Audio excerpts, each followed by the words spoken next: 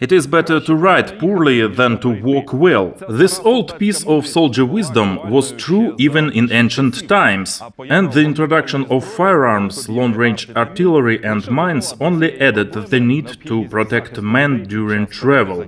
But what should this transport be like? The right formula, the balance between mobility, protection and cost, was long sought after, and the search is still ongoing. As war itself changes, so must military vehicles, but for several decades the US-made M113 armored personnel carrier was the perfect example of that optimal balance. Almost 90,000 units were manufactured, and if one doesn't count the Soviet T-54 and T-55 as one model, the M113 is the most mass-produced armored vehicle in the world. Of course, such success didn't happen overnight. It followed a long evolution tracing back to the M2 and M3 half-tracks, which already provided better off-road performance and at least some protection compared to conventional trucks. But this was not enough. And so, after the Allied landings in Normandy, Canadian Lieutenant General Guy Simonds ordered the conversion of several M7 Priest SPGs, which were based on the M3 Lee medium tank and had an appropriate armor and a fully tracked chassis, into APCs.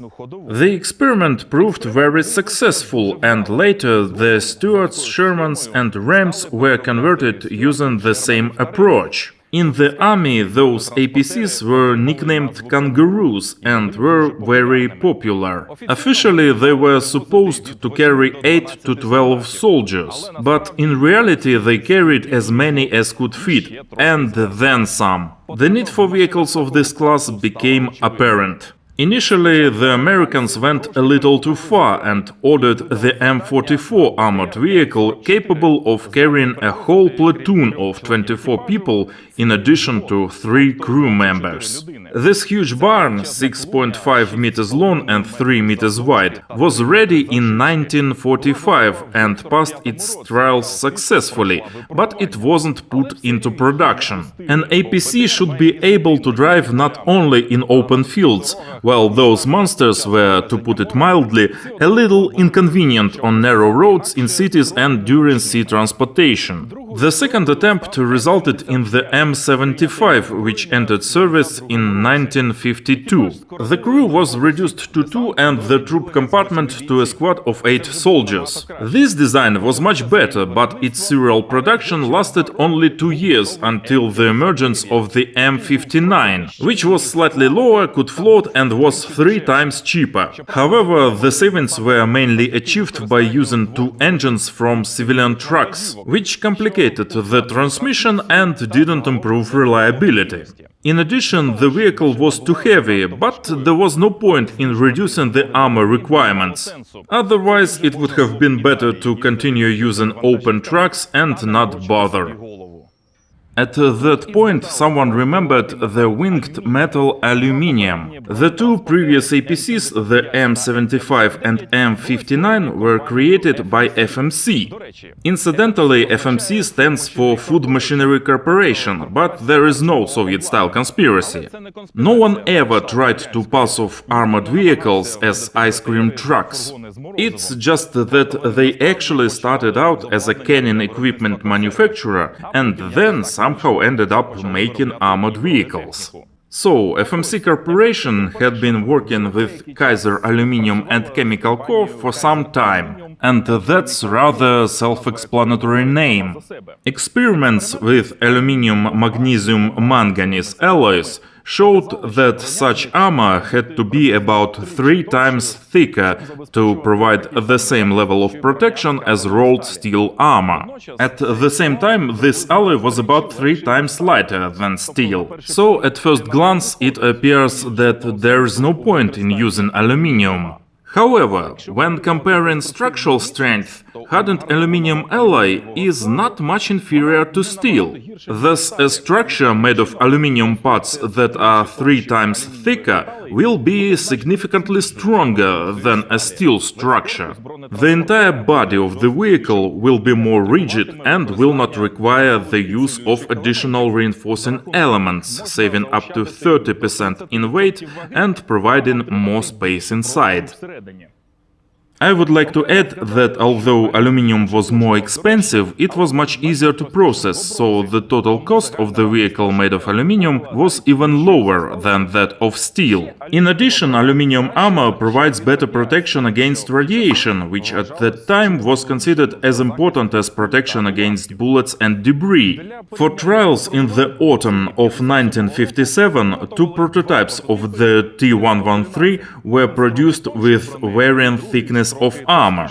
Just in case, the manufacturer also produced a prototype made of traditional rolled steel, which was named T117. But it quickly became clear that the fears were unfounded. All vehicles successfully passed the tests, and it turned out that the thicker version of T113 had the same protection as the T117, but was significantly lighter. After some modifications, in 1960 it was adopted under the index M113. This APC didn't receive an official name in the United States. In the army they call it 113. In Ukraine its name is even simpler, MK. In Israel they gave interesting names to each new modification, including one called Zelda, and in South Vietnamese army it was known as the Green Dragon. Well, Nintendo fans may recall that Zelda was a silver dragon, but never mind that. In addition to easy transport and drop-off from C-130 and C-141 transport planes, M113 was also required to float. They didn't add a separate propeller or water jet, figuring that this APC could float just fine by spinning its tracks. Well, in reality 5 kph was not that fine, but with no additional costs.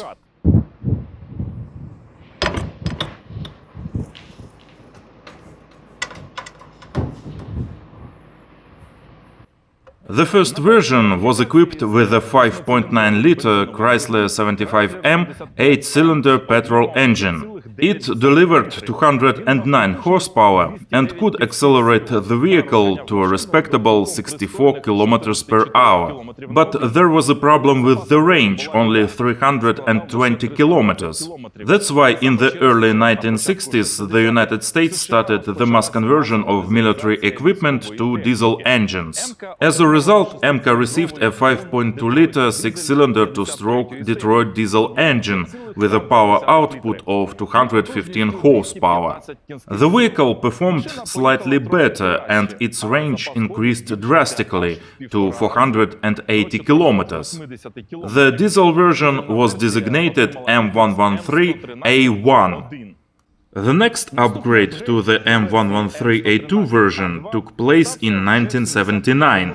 They improved the cooling system, reinforced torsion bars, installed additional shock absorbers and grenade launchers for smoke screens. All this increased the weight, and although MK could still float, the rod became dangerously large, so the capability to float was officially removed from this version. The M113A3 version was ready in 1986. The engine was turbocharged, increasing its power to 275 horsepower. The controls were redesigned from levers to a convenient steering wheel. Kevlar shrapnel protection was added inside, and protected fuel tanks and mounts for additional armor were added outside. All this, of course, added more weight, so I wouldn't risk floating in such an APC, even if I really had to. And that's where the main American modifications end, but the M113s are still in use in 54 countries, with 23 having already removed them from active service. Almost everywhere they have been adapted in one way or another to suit the country's specific needs. I would call the Australian version M113AS4 the most radical, as it received a new distinctive turret, a German engine and transmission, additional armor, and was lengthened so that it now has extra rod wheel. Finally, in addition to local modifications of the original American 113s and licensed production, there are even pirate copies. And we haven't even mentioned the weapons yet.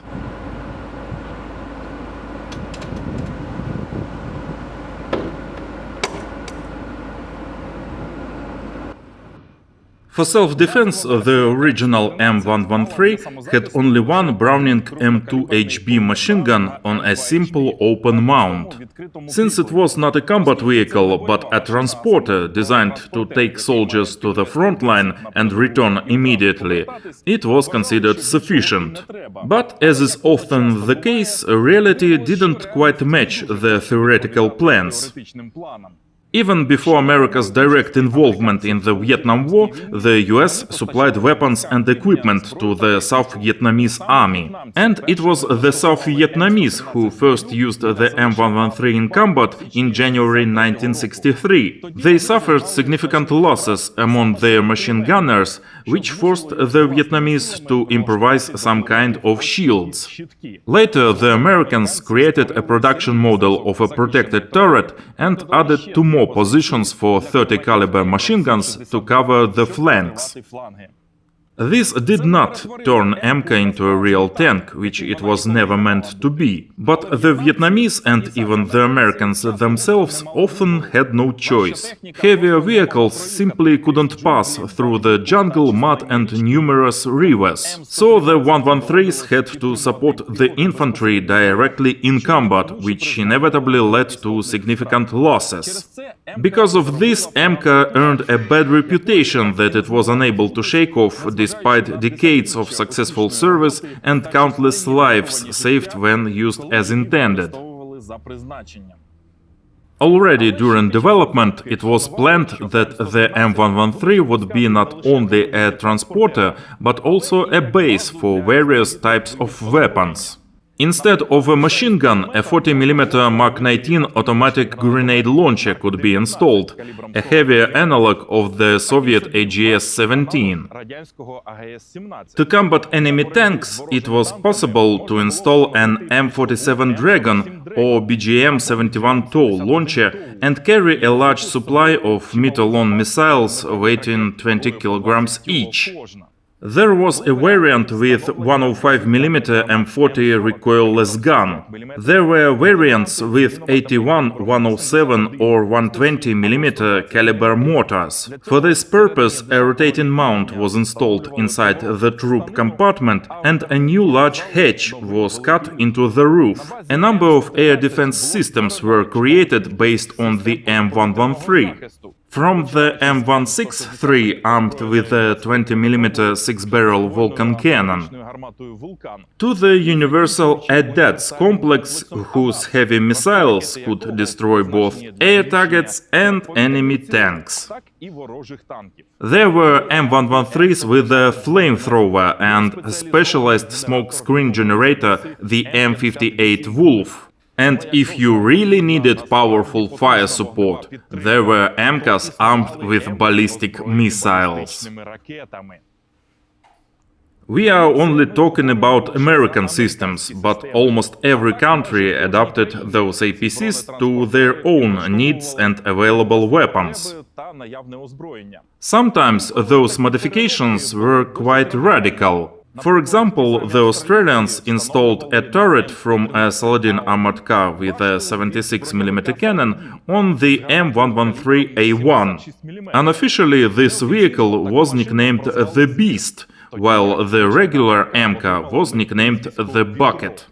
Ukrainian armorers didn't stand aside either. Some 113s have already received universal Tavria combat modules with two 14.5 and 7.62 caliber machine guns. They have modern remote control systems with thermal imaging and automatic tracking of moving targets. However, production volumes are not yet keeping pace with demand, so most Ukrainian MKs are equipped with a standard Browning with a shield. So, at the front we have two 38mm thick armor plates made of hardened aluminum alloy installed at angles of 45 and 30 degrees. This should be enough to sustain fire from a heavy machine gun from a distance of 200 meters. The A3 version can be fitted with additional protection that will withstand 20mm bullets. On the right side of the vehicle there is a large engine compartment hatch, or hood, or bonnet, however you like it. As I mentioned, the engine is a 53 series V6 Detroit diesel, which operates on a two-stroke cycle, so it sounds a bit like T64. The transmission is in front of the engine across the hull. All this is separated from the troop compartment by a firewall, providing additional protection for the soldiers inside. The only unlucky guy is the driver, who sits on the port side and is protected only by the steering wheel. But since this is A1 version, its driver doesn't have even that. At the front we see headlights, spare tracks and towing lugs. And this is service hatch for transmission maintenance. If this was A2 version, we would have mounts for smoke grenade launchers right here. A hydraulically operated ramp is used to access the troop compartment.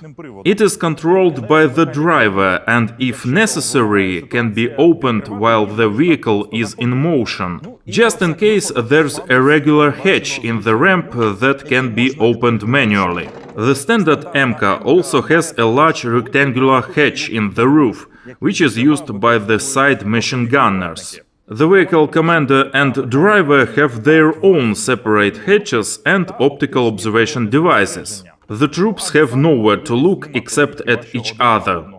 10 soldiers are seated 5 to a bench along the sides, with the 11th sitting behind the commander back to back. Comfort options are very few. Unfortunately, even the seats are fixed rigidly, like in a shuttle bus, so in the event of a mine explosion, the impact is absorbed only by a thin layer of foam rubber and the passengers' own butts, which can lead to injuries. Modern M-Reps with suspended seats are much safer. But if necessary, the benches can be folded up to provide more space for transporting cargo. Overall, the large interior space, uncluttered by structural elements, has turned MK into a very convenient platform for mobile command posts, medical vehicles, mobile workshops and any other specialized use. And now we're gonna make a little break and wrap up part 1 of this video. But don't worry, part 2 will come out really soon.